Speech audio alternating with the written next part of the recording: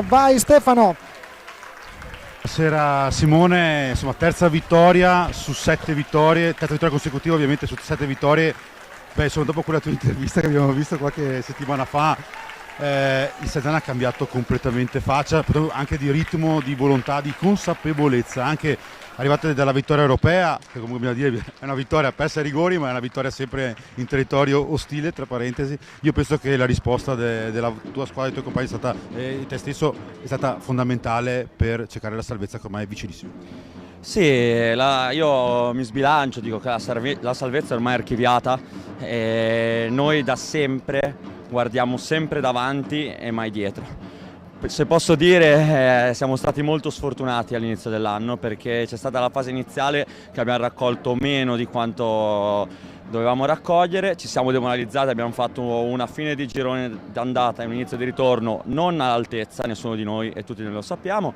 Abbiamo fatto quadrato tra di noi e ci siamo detti cosa vogliamo fare.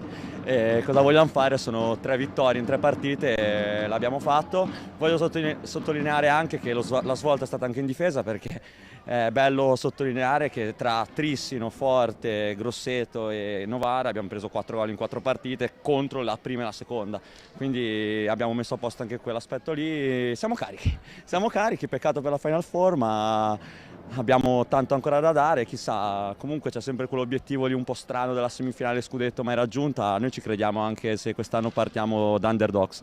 Sì, da underdogs, come te, io ricordo quel 6-0 in casa che è stato un po' secondo me il punto più basso della tua formazione, però insomma la risposta c'è stata, ora come dici te, salvezza archiviata, ci si è passata dei playoff a questo punto e Sarzana può essere mina vagante.